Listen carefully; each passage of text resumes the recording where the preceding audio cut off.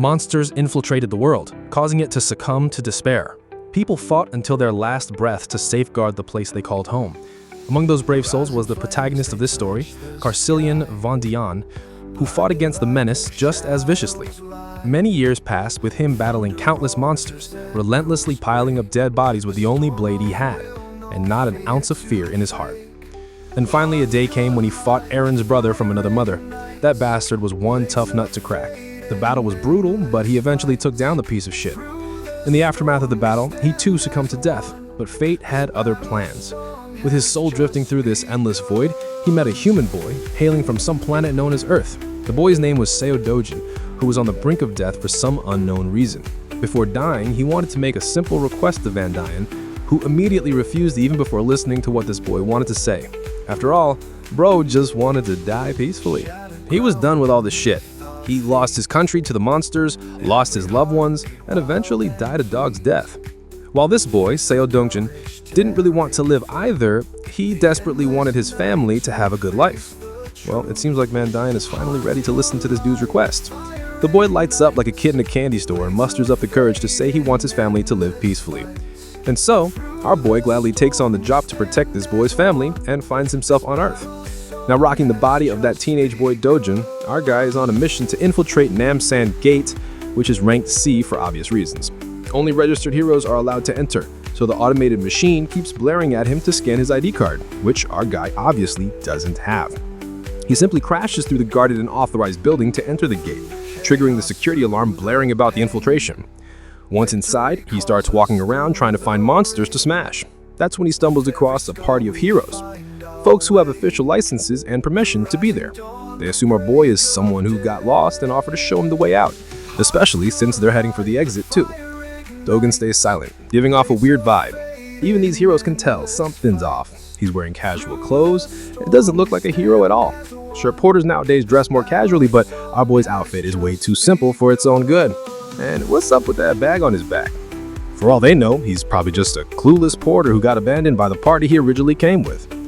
Then again, they're not so sure. Dogen finally speaks up, acknowledging why they're feeling super skeptical, but makes it clear he came here on his own, without any hero's party. Hearing this, one of the heroes sighs, understanding the reason behind our boy's presence. He has seen plenty of cases where people catch a hard boner to become a hero and hunt monsters after watching some flashy TV commercials. But that burst of motivation can get someone killed real fast if they barge into gates recklessly without going through legal procedures. First, you need to get officially certified as a hero. Then you go through training and testing. Not to mention, this gate is C rank for a reason. If you're a rookie just starting your career, you better go find an F rank gate before you lose your life for real. After listening to this dude yapping and generously handing out advice no one asked for, Dogen makes it abundantly clear he doesn't need shit. Naturally, the crew of heroes is bewildered by this kid clapping back with such a cold tone. After all, they were just trying to help. So they get a bit pissed, but the leader tells his comrades to hold their horses. If the guy doesn't want help, then fine, leave him be. The leader is confident this kid will eventually learn the hard way why you don't cover your ears when someone wise is talking. They hope he finds out. Just how unforgiving these gates are, unlike the TV shows that glamorize being a hero like it's the second coming of Christ. Soon enough, Dogen finally comes across a giant troll staring him down, ready to eat him alive. The monster unleashes an attack, only to miss and hit the ground.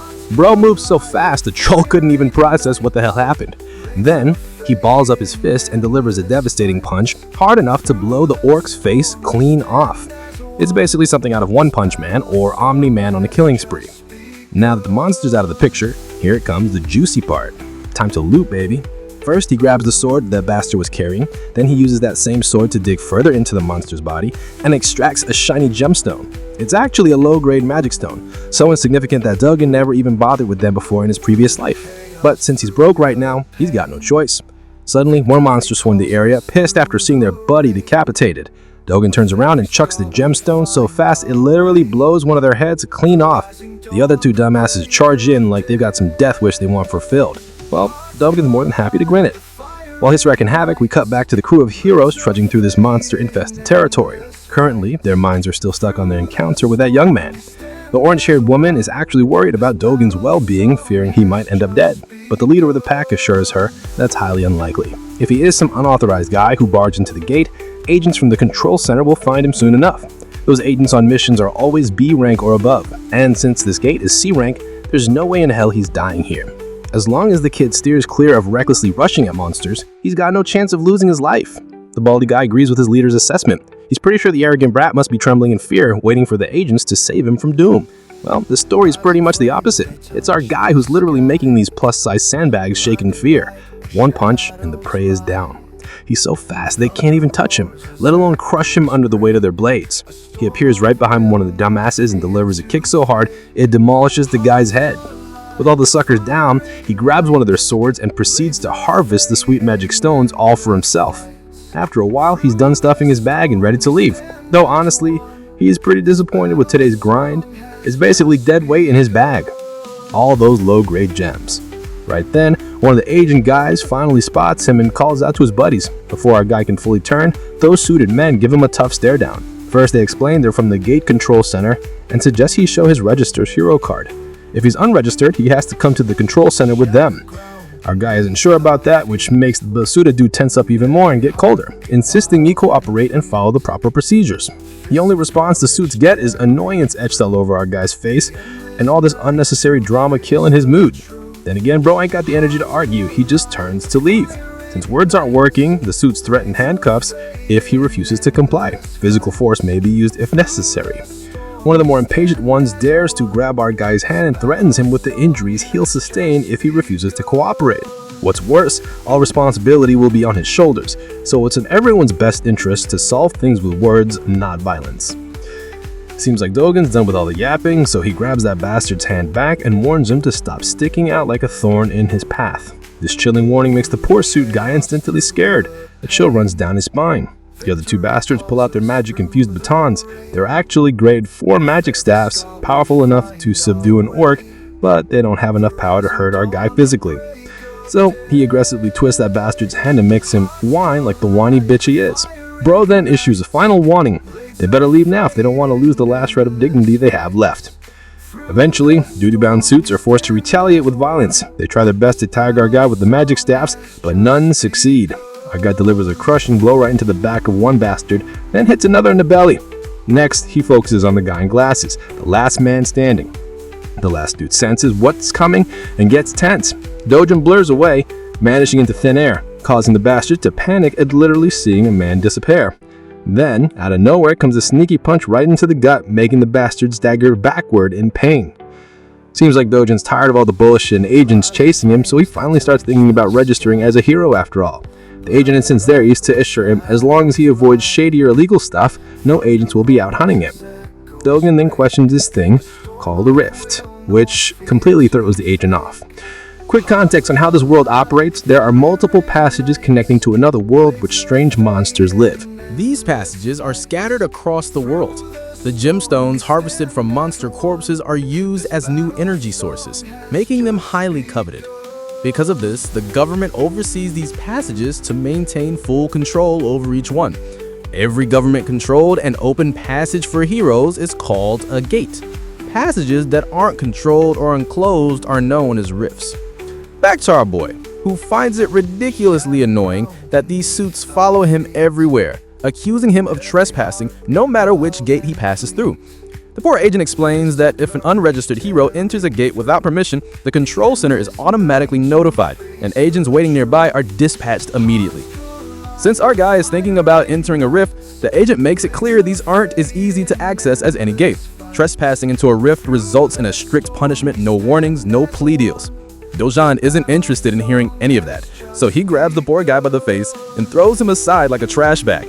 By now, the poor agent regrets not calling headquarters. This shit's way over his pay grade. Before leaving, Dojan takes one last glance at the trash agent lying there, thinking about what a weakling this dude actually is. The weakling seems to have a fractured arm and is busy shouting threats, promising to catch our boy and put him behind bars. The scene transitions to Seoul, Gason Digital Complex in Yeomchin District. This giant building is now known as the Hero Complex. Here, all trades related to magic stones or anything found in the gates go down, and nowadays this place is busier than ever. Dojan can be seen heading toward one of the stores that deals in buying and selling magic stones. Upon entering, he's greeted by this Gen Z bastard, busy scrolling through brain-rotting Insta reels. When Dojan says he wants to sell some magic stones, the cunning shop owner immediately starts preaching about his business, claiming this branch offers the highest prices to their clients.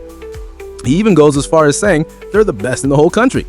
Dojan finally puts all the low-grade gems smeared in monster blood on the counter, causing the store owner to put on this sour expression like he just got boned from behind. He's seriously grossed out by all the blood stuck to the stones. Regardless, he doesn't complain and moves forward with the transaction.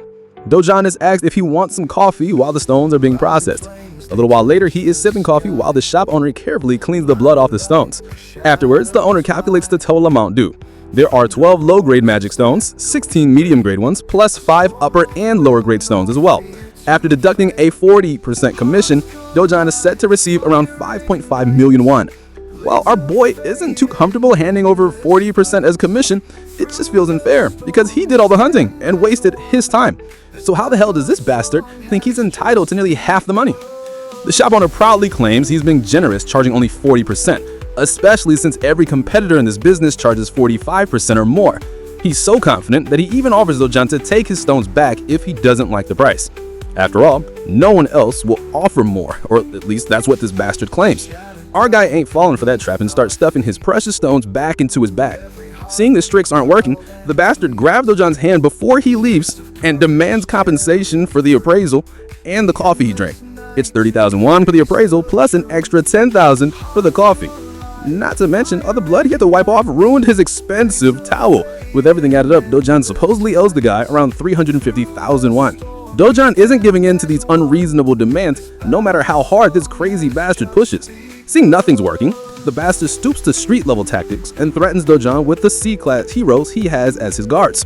Right then, those big guys barge in through the back door, asking why they were called. If anyone's causing trouble, they're ready to deal with him. Dojan, in response, shoots a sharp glare at the bastard, who stares right back with the same intensity. A while passes, and the scene cuts to the terrified, sweaty face of the shop owner, who had been acting cocky like he was the main character. But he got a reality check when Dojan took down his 3 pigs without breaking a sweat, making it clear who the real MC is.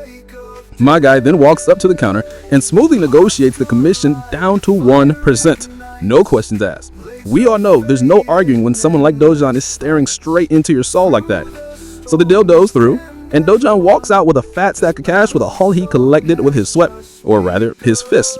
His grandma and sister are both in total awe at the huge amount of money. Grandma Pai even suspects Dojan is pulling a fast one with fake bills. But the guy quickly clears that up, saying the money came from lending cash to a friend who started a business that ended up doing really well. Grandma isn't sure if her grandson even has a friend like that. He tried to convince Grandma with another lie that it was a childhood friend. Eventually, Grandma stops asking questions, at least the big ones. Meanwhile, Dojan's sister is super proud of his big brother for making their family rich. The doting brother pats her and gives her hope about the luxury life they'll be living from now on. The little girl just jumps around happy to be rich. Watching her so happy, Dojan realizes he's actually making progress, fulfilling a promise he once made. He remembers the words of the owner of the body he's possessing, whose one dying wish was for his grandma and his half-sister Yeonung to live safe and happy lives. That poor guy disappeared right before Dojan could say anything, and when he woke up, he had become So Dojin. Now his only mission is to make sure this little family lives safe and comfortable. For that, he wants to buy the safest house in Korea, which currently costs $110 billion. To him, making money won't be an issue, as long as he gets his original strength back. This world shares a lot of similarities with the one he came from, the one that was destroyed. The only big difference is that rifts, gates, monsters here are all marginally weaker than the world he once saw fall. To him, who held the title of Sword God in his previous life, this place is nothing but a sandbox. So far, he's only been fighting at 1/10 of his original power. Suddenly, there's a knock on the door, and the visitor says he wants to see Sojin. Bro stands up and decides to answer. As he opens the door, he finds 2 thugs standing outside. These guys are here to claim a debt Jojin owes, an insane 48 million won.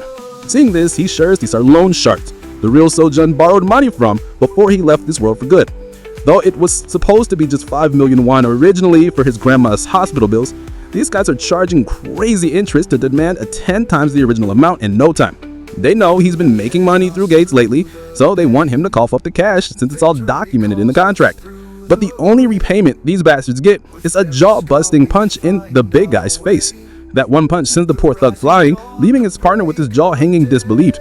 Our guy then gives the scrawny bastard a deadly stare to remind him that over 9 million won has already been repaid. So, if you do the math, these bastards should be paying him interest. With another punch that make him cry like a bitch, Dojan tells him to tell his boss that Dojan is coming to pay a visit. The scene then cut to the mall bustling with life. There, we see sweet little Eunyoung lighting up a kid in a teddy bear store. Dojan brought her here for a shopping spree. Today, she's free to get anything she wants. You know, our boy wasn't always that soft-hearted Pookie in his previous life. It's the original Dojan's memories that revitalize his dry emotions. It makes his heart warm up to see how kindly Dojan treats Eunyoung, even though she's only his half-sister. So he wants to keep doing the same and make sure to give all the love he can muster for this little girl. The little girl finally chooses a stuffed toy she really wants. It's a small but cute bunny. She picks it modestly, making sure she's not being extravagant. But Dojan picks a way bigger stuffed toy for her. He doesn't want her to hold back at all. It's her day, and she can pick whatever her heart desires without thinking twice about money. They both treat themselves to some good food too. As they enjoy their meals, an unfamiliar voice calls our boy's name. It's a middle-aged woman followed by a bunch of bodyguards. This chubby milk seems like another trash talker who loves to hate on our boy. First, she points out his lousy sense of dressing. Then she questions the girl sitting next to him. She's bold enough to throw a jab, saying he must have knocked someone up and had this girl, just like how his mother brought him to this world. Of course, these sharp jabs infuriate our boy beyond anything. Meanwhile, the little girl has no clue who this lady is or why she's trash talking so casually. This milk then probably turns her attention to the girl and asks her name. The girl introduces herself as Lee Young, which makes this trash milk realize she's Dojan's sister. Out of habit, the woman throws a jab at her clothes too, calling her a mess. This bitch isn't sparing her deceased mother either, and all this is just getting on our boy's nerves real bad. But for some reason, he's holding it all in, not trying to get aggressive with her provocations. Even this MILF is pretty astonished at how Dojan is keeping his composure, not falling for her traps. So this bitch decides to go one step further. This fat piece of work is bold enough to ask a child the meaning of harlot. Oh, that's the last straw. Dojan snaps and calls her an ugly woman who belongs to a tribe of orcs. Of course, the woman is left wide-eyed and mind-blanked after getting caught off guard. Let's have a little context to understand why Dojan has been tolerating this woman only so much. You see, Dojan was born an illegitimate child and lived in poverty. At the tender age of 7, his mother died, and he barely made it to his father's house. With his father marrying a new woman, he was shunned by everyone. It only got worse after his father's legitimate wife gave birth to a son, and Dojan was ignored completely. Things got so bad that he got kicked out of the very house he lived in. So he lived with his half-sibling at his grandmother's house. As our boy reflects back, he feels pity for the original Dojan, who had to endure all this and still try to keep a smile on his face like he had no pain in his life. But now, he wants to change everything. Seems like this woman is his stepsister, which explains why he was trying to hold himself back, won't tolerate her no more. He recalls how he shared a roof with his orc of a woman, and she's just as disgusting as ever.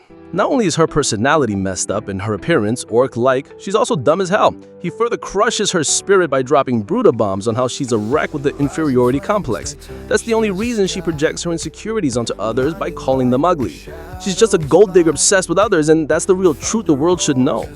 As he continues to crush her under his sharp jabs, the entire shopping mall watches them like they're the center of attention. The orc lady is totally annoyed and about to lose it, but then Seo's Dojan's stepmother walks in. Seeing her mom, the orc lady approaches her like the whiny bitch she is, complaining how this kid just shut her down with words. But this mother is aggravated to see her daughter whining like that and shuts her up with a cold glare. Not gonna lie, bro's got one heck of a stepmom. At first I even thought the orc lady was a stepmom. The hot mama turns her attention to our boy and greets him with utmost grace. She's inviting him to come back home and hang out for some fun. But Dojan knows all too well that this facade his stepmom is putting up is fake. After all, she's the one who caused the most misery and unrest in the 12 years he lived with them. The woman continues reminding Dojan of things he never wants to remember, triggering his PTSD and making him go full serious mode. With a tone colder than your mother's jokes, our guy tells this bitch to get the fuck lost. That's a major slap to her dignity, being shit-talked by someone younger than her. She just twirls around and leaves with the last build of dignity she has left. For real though, she wouldn't expect him to clap back so sharply. She's left wondering if he's the same guy who would just lower his head even when she slapped him for no reason. Her bitch of a daughter follows along, with their bodyguards also following the both ladies. Honestly, these guards play the perfect role of mannequins in this ordeal. Let's shift our attention to our boy.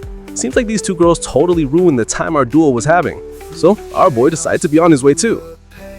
The way he reacted to his step-family was intentional. He wanted to make one thing clear. The Seo Dojan, who couldn't even speak up for himself, is gone. It's high time his trash family realizes that. We then cut to a Mercedes zooming down the road. Inside the car, we see both the trash mother and daughter.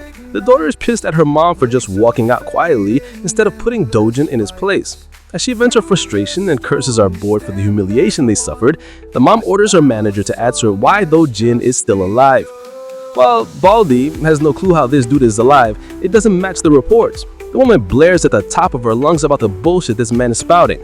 How could he be alive if they made sure the job was done and clear? The poor guy assures her he'll look into the matter again and make sure this time the job is executed properly. Meanwhile, the trash daughter has no clue what her shady mother has been plotting all along. She's rattled hearing talk about killing and dying. Eventually, the mom poses a question to her daughter, wondering if she has feelings for Dojin. This catches the fat pig off guard, making her blush and flustered. Actually, she's worried about Dojin dying because if grandpa or father find out, they're gonna be in serious trouble. The mother grabs the daughter by the mouth hard enough and drills her to stay the hell away from her business. The mother is dead set on claiming Dojin's life, with no plan to spare him, especially not after how he dared to talk bang to her. Getting rid of him is the best revenge she can think of. A decade ago, the world took a turn to chaos with the appearance of the Rift. This terrifying dimension gave birth to monsters spawning from the portal, armed with the objective of slaughtering humans on sight. Their terror didn't stop, it was ceaseless, and eventually demolished the world, scarring it with destroyed cities engulfed in flames. However, just like the appearance of the dark forces, there came the emergence of the light in the form of valiant warriors called the heroes.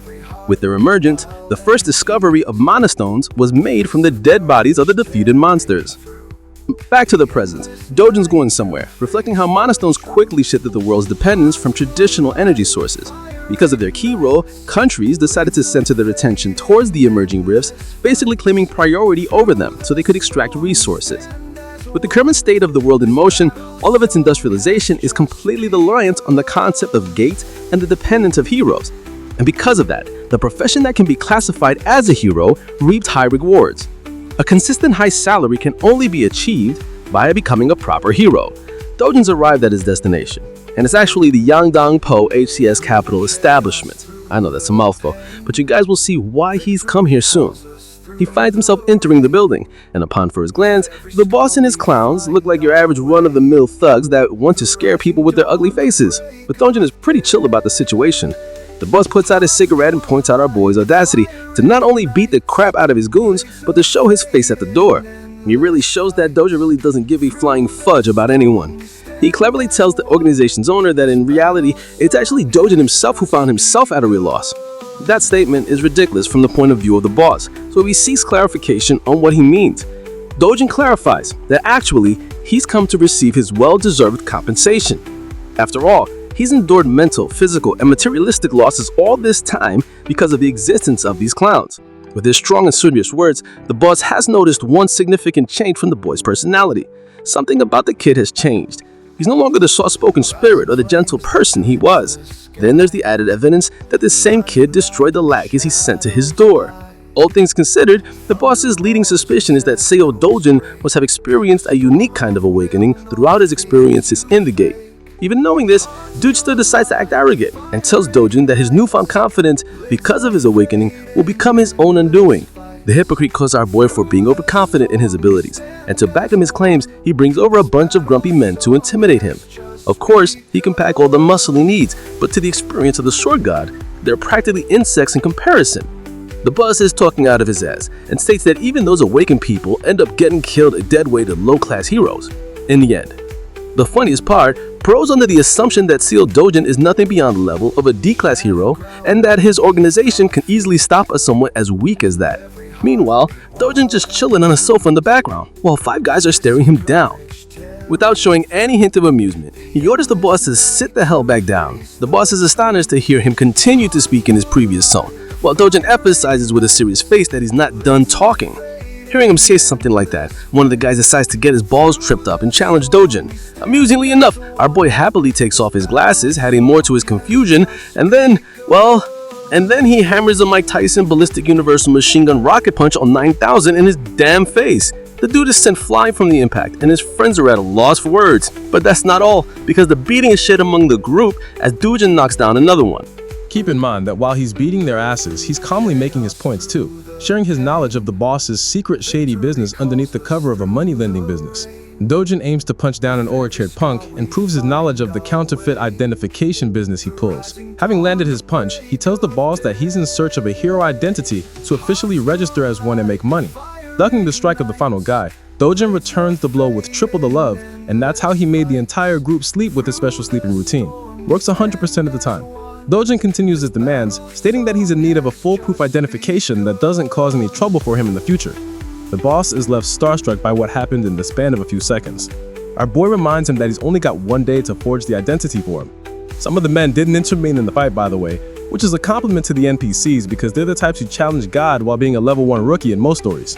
The boss is out here tripping for life as he begins to question and assess Dojin's skill level. At the least, this guy appears to be B-class in strength. Bro is so lost in his thoughts that he has to be reminded by the kid to snap out of it. He happily accepts the job too. Finally, Dojin grabs his shoulder politely and contrasts it with an intimidating expression on his face. He wants to know if Hong Hiju, his stepmother, ordered a hit on him. Of course, this is actually pretty much the case, evidenced by the conversation she had with her daughter and assistant earlier. The boss has had a loss for words until Dojin forces his grip so hard that the guy yelps in pain. Even his scrubs are looking helpless for their boss. I have to say, they should really change their barbers too. Anyway, the boss breaks down and reveals her heinous strategy. This cruel, scheming woman actually wanted to suck the life out of Dojin's bank account, forcing him to so much financial instability that he doesn't have any other way but to take his own life to escape from it.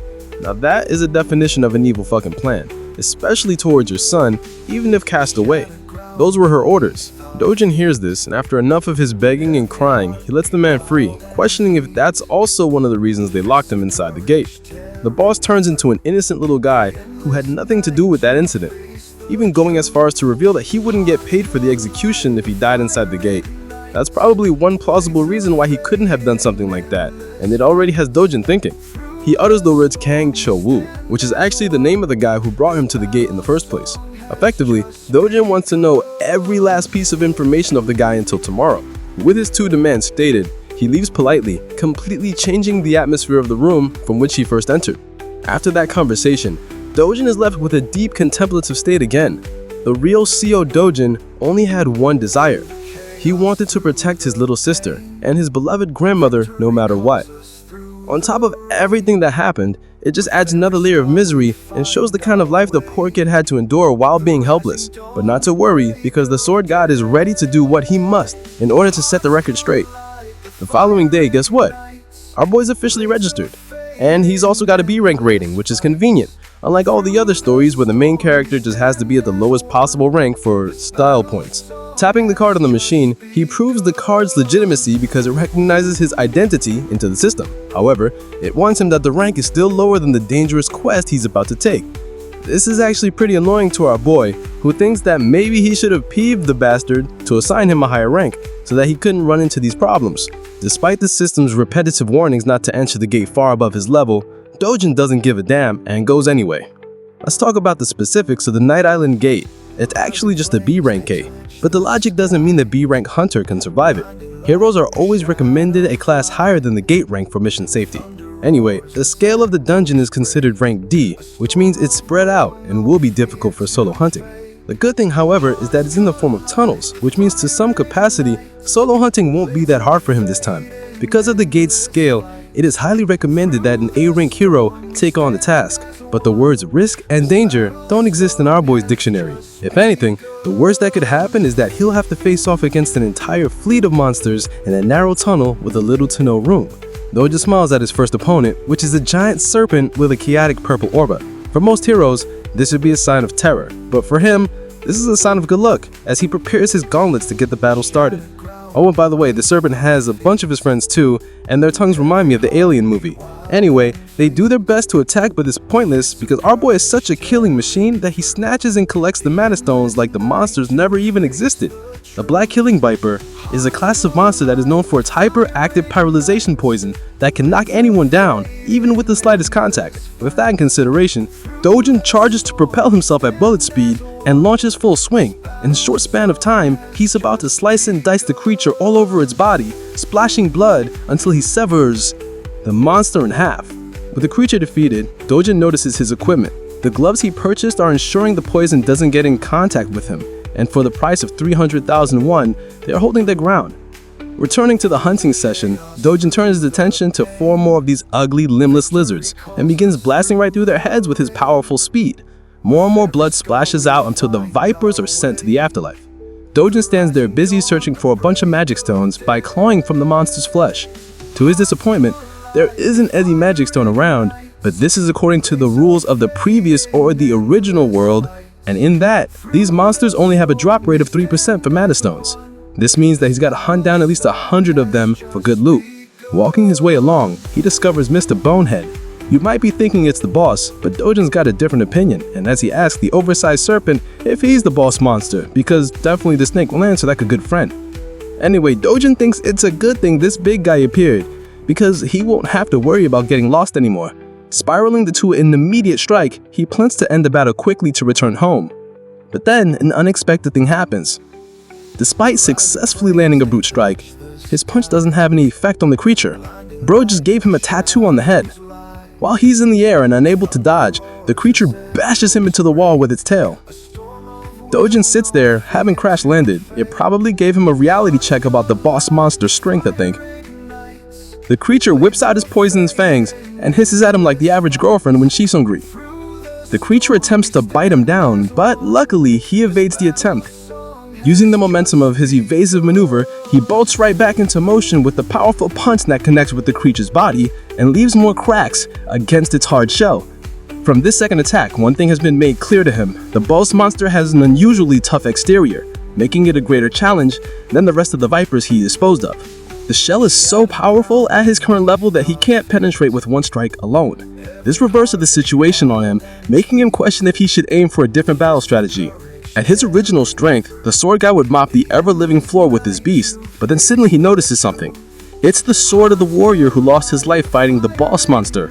And now you guys are about to know why he's called the sword god and not the fist god. Even though the weapon is extremely worn out after the fight, he grabs hold of it, believing that a sword is only as competent as its wielder.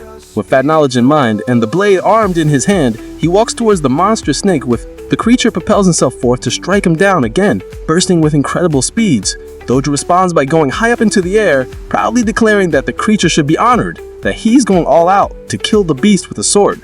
Despite the sword's condition being crap, this guy literally unleashes so many flashing cuts in a span of a few strikes that it leaves the snake's body eviscerated. The serious fight turns into a funny conclusion with the snake dying in the background while our boy's sword is reduced to dust. It's a good thing he wiped the creature out while it was still holding on. And that's the end of the first part of this action-packed anime recap. Please like, subscribe, and drop a comment to encourage us and help our channel grow.